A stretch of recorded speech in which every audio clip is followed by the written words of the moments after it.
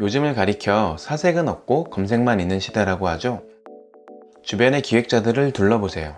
컴퓨터 앞에 앉아 진지하게 검색만 하고 있습니다.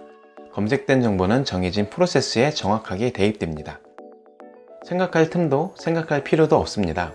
정보는 프로세스를 타고 기계적으로 흘러갑니다. 익숙해지면 매우 쉽고 편하죠. 이런 기획을 틀에 박힌 기획이라고 합니다. 유감이지만 이것이 우리가 일반적으로 기획하는 방식입니다. 중수들은 프로세스로 기획합니다. 새로 나온 프로세스와 포맷을 익히고 활용 스킬을 배우며 각종 용어와 공식을 외우는데 시간과 열정을 투자합니다. 얼핏 보면 정보가 체계적으로 정리된 것처럼 보이지만 결과물은 지극히 통상적인 수준으로 도출됩니다.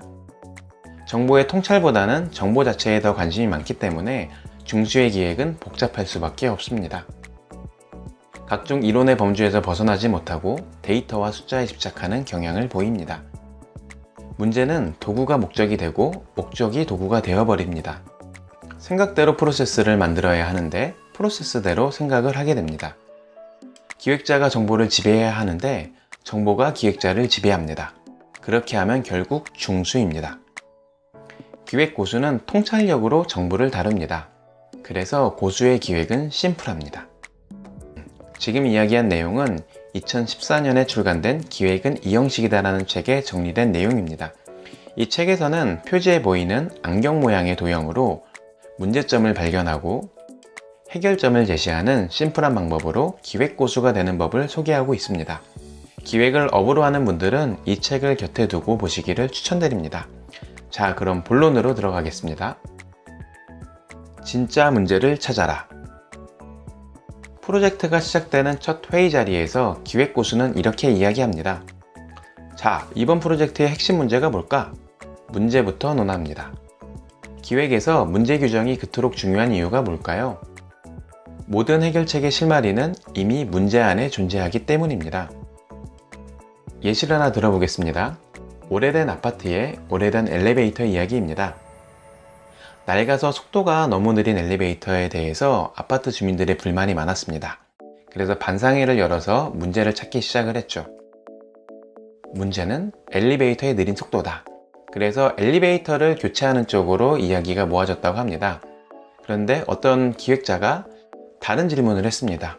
엘리베이터의 느린 속도가 진짜 문제일까? 이 기획자는 엘리베이터의 속도보다는 엘리베이터를 기다리는 동안 시간이 낭비된다는 생각, 시간이 아깝다는 생각이 문제라고 규정을 했습니다. 그래서 아주 저렴한 비용으로 엘리베이터의 문 앞과 속에다가 거울을 설치했습니다. 어떻게 되었을까요? 아파트 주민들의 불만이 차츰 사라지기 시작을 했고 문제가 해결되었습니다. 그것도 아주 저렴한 비용으로 말이죠. 이렇게 문제를 다르게 규정을 하면 해결책도 다르게 도출이 됩니다. 지금 보신 이 화면을 위에서 아래로 내려다본다고 생각을 하고 도형의 모양을 바꿔보겠습니다. 큰 원을 바라보면 아파트 주민들의 불만이라는 현상들이 있습니다. 하지만 본질적인 문제점은 시간이 낭비된다는 생각이었습니다. 다른 예시를 들어보겠습니다. 초딩이 감기에 걸렸습니다. 문제가 뭘까요? 비가 와서? 아이의 허약한 체질 때문에? 아니면 엄마가 데리러 오지 않아서? 이것들은 다 본질적인 문제가 되지 않습니다. 왜냐면 저희가 비가 오는 걸 막을 수도 없고 체질을 한 번에 개선할 수도 없습니다. 조금 더 깊게 파고 들어가 보면 이 감기에 걸린 본질적인 이유는 우산을 미리 챙기지 않았기 때문입니다. 이것을 위에서 다시 한번 아래로 조망을 해보겠습니다. 초딩이 감기에 걸린 것은 눈에 보이는 현상이고 우산을 미리 챙기지 않은 것이 본질적인 문제입니다. 문제를 해결하는 사람을 우리는 전문가라고 부릅니다. 그래서 기획자는 전문가입니다. 전문가는 문제의 규정부터 남달라야 합니다.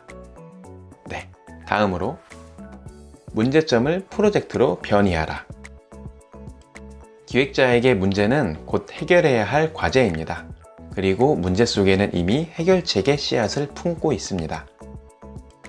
일본 최북단 홋카이도에 위치한 아사히야마 동물원은 연 300만 명의 관람객을 끌어모으는 일본 최고의 동물원입니다. 하지만 이 동물원은 1990년대 중반 입장객의 급격한 감소로 인해 폐원위기에 처했었습니다.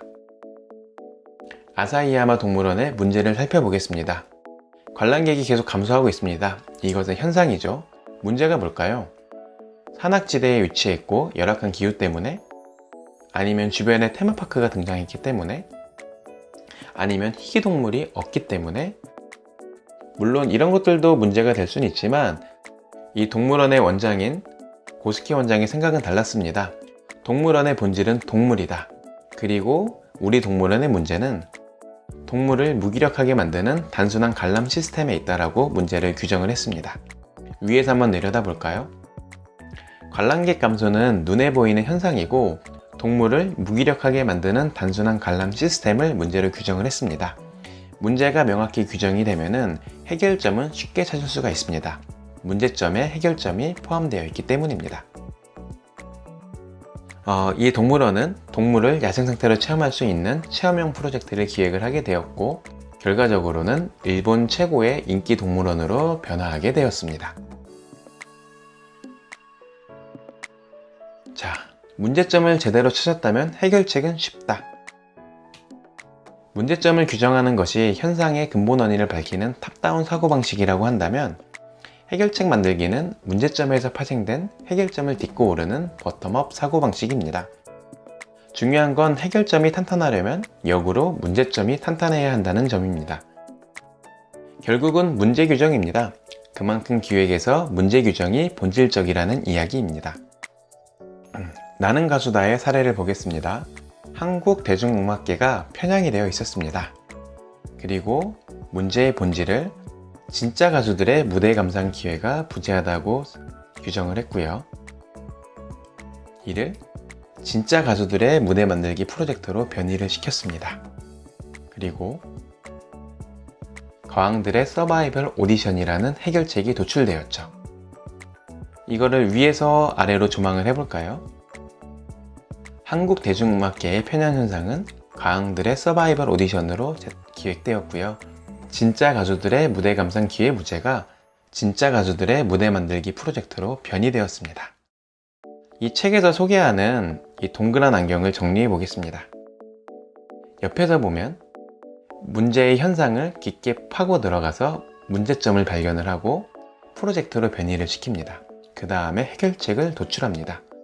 위에서 보면 이렇게 현상과 문제점, 해결점, 솔루션으로 연결이 됩니다. 재밌죠? 자, 이제 정리하겠습니다. 마케팅 기획, 사업 기획, 경영 기획, 나아가 연예 기획, 취업 기획, 인생 기획까지. 인간사 모두가 기획이고 사소한 기획부터 대단히 기획까지 모든 기획의 본질은 문제를 해결하는 것입니다. 저자가 이야기합니다. 훌륭한 기획은 예술과 같습니다. 설득하지 않습니다. 매료시킵니다.